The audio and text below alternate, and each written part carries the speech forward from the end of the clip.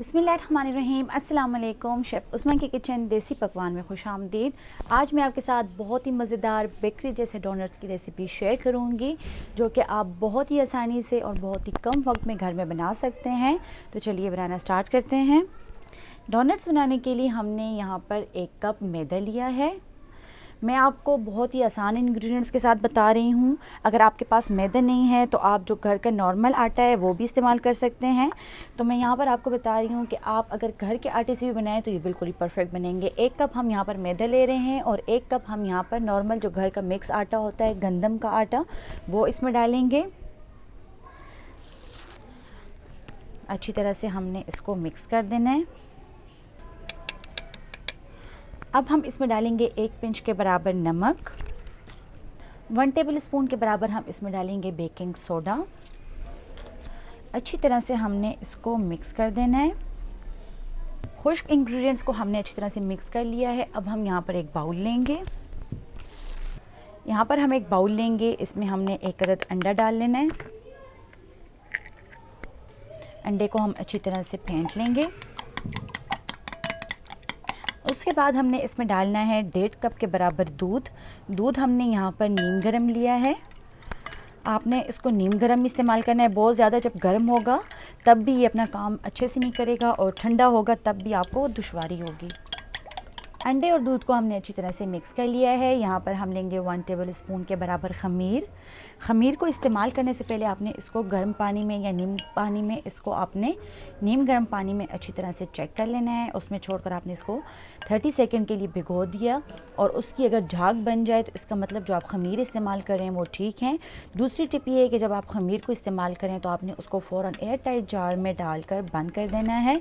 अगर वो आपसे खुला रह जाए और उसमें ताज़ा हवा चली जाए तो उससे खमीर जो है तो एक्टिव नहीं होता और अच्छे से काम नहीं करता। खमीर को हमने अच्छी तरह से मिक्स कर लिया है। इसकी गुठलियाँ बाकी रहेंगी, वो गूंदने के वक्त इसमें मिक्स हो जाएंगी। अब हम इसमें डालेंगे 6 टेबल स्पून के बराबर चीनी डालने के बाद हमने इसको मिक्स कर लेना है। साथ ही हम इसमें डालेंगे 4 टेबल स्पून के बराबर घी। यहाँ पर मैं मेल्टेड घी का इस्तेमाल कर रही हूँ। आप चाहें तो इसमें देसी घी भी डाल सकते हैं, मक्खन भी मेल्ट करके डाल सकते हैं। आपकी अपनी चॉइस है, जो आपको पसंद हो आप वो इसमें डाल सकते हैं। 2 से 3 मिनट तक हम इसको अच्छी तरह से मिक्स करेंगे ताकि चीनी इसमें डिज़ोल्व हो जाए। जो मिक्सचर हमने रेडी किया है उसको हमने मैदे और आटे के साथ शामिल कर देना है।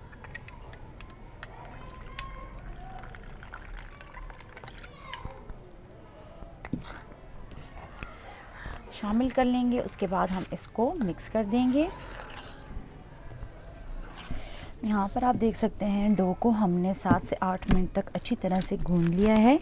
थोड़ा सा हम इसमें 1 टीस्पून के बराबर घी शामिल करेंगे और इसको अच्छी तरह से मिक्स कर लेंगे।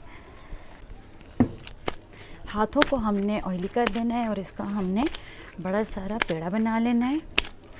एक बाउल लेंगे, उसको हम थोड़ा सा ऑयली करेंगे ताकि जब डो हम इसमें रखें तो इसके साथ चिपके नहीं और हम इजीली निकाल सकें। बाउल को हमने ऑयली कर लिया है, इसके अंदर हमने डो रख देनी है। डो के ऊपर भी हम थोड़ा सा ऑयल डालेंगे और इसको हम अच्छी तरह से फैला देंगे ताकि जो इसकी सतह है वो खुश्क ना हो।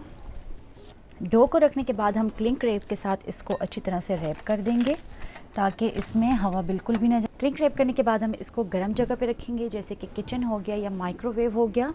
40 मिनट के लिए हम इसको रखेंगे, ये साइज़ में डबल हो जाए। जैसे कि अभी गर्मियों का मौसम है तो ये 40 मिनट में साइज़ में डबल हो जाएगा, लेकिन आप इसको सर्दियों में बना रहे हैं तो आपको इसे राइस करने के लिए 2 से ढाई घंटे लगेंगे। 40 मिनट हो चुके हैं, आप देख सकते हैं यहाँ डो जो है तो राइस होकर डबल हो चुकी है। अब हम इसको खोल लेंगे। इसको हमने इस तरीके से पंच करना है ताकि इसमें जो तमाम एयर है वो इससे निकल जाए। इसको हमने इस तरीके से सरफेस पे डालना है। एक बार फिर से हमने इसको गूंद लेना है। यहाँ पर आप देख सकते हैं कितनी सॉफ्ट यहाँ पर हमने डो रेडी की है। ज़रूरी नहीं कि आप मैदे का इस्तेमाल करेंगे तो डो अच्छी बनेगी, आप इसको गंदम के आटे के साथ भी बना सकते हैं।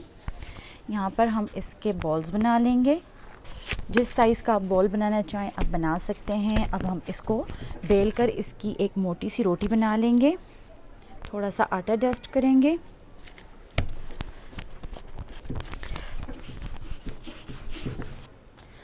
डो को हमने बेल लिया है, कुछ इस तरह आपने मोटी इसकी रोटी बना लेनी है।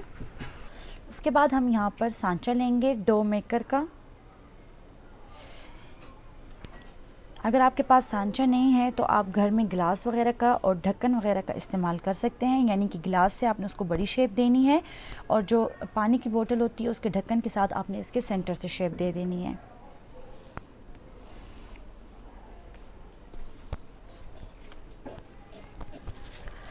एक्स्ट्रा डो हम हटा लेंगे। इसी तरीके से हमने बाकी के भी बना लेने हैं। डोनट्स हमने शेप्स में काट लिए हैं। अब हम इसको थोड़ी देर के लिए रेस्ट पर रखेंगे, 5 से 6 मिनट। उसके बाद हम इसको फ्राई करेंगे। यहाँ आप देख सकते हैं जो डोनट के बीच वाले पार्ट हैं इसको हमने वेस्ट नहीं करना है, इसको हम इसी तरीके से फ्राई करेंगे। ऑयल को हमने अच्छी तरह से गर्म करने के बाद फ्लेम यहाँ पर स्लो कर दी है। डोनट्स यहाँ पर आप देख सकते हैं साइज़ में ज़रा से डबल हो गए हैं। अब हम इसको ऑयल में डालेंगे।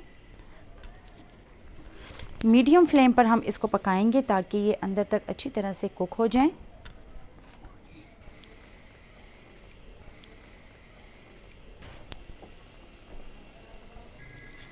डोनट्स के यहाँ पर बहुत ही खूबसूरत दोनों साइड से कलर आ चुका है। अब हम इसको छन्नी में छान लेंगे।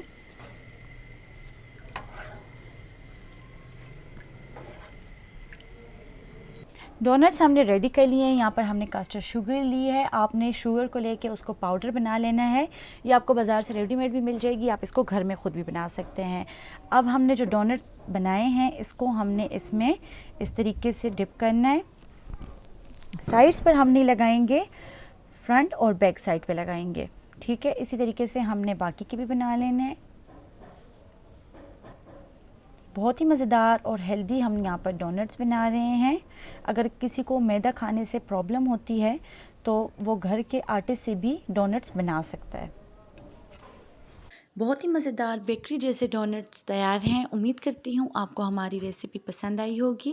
आप भी इसको घर में ज़रूर ट्राई करें और अपना फ़ीडबैक हमारे साथ ज़रूर शेयर करें। मज़ीद हेल्दी और मज़ेदार रेसिपीज़ देखने के लिए हमारे यूट्यूब चैनल को सब्सक्राइब कर लें, फेसबुक पेज को लाइक कर लें और इंस्टाग्राम पर हमें फ़ॉलो करें। तो चलती हूँ, दुआ में याद रखिएगा। इंशाल्लाह फिर मुलाकात होगी आसान, मज़ेदार और हेल्दी रेसिपी के साथ। शुक्रिया। अल्लाह हाफ़िज़।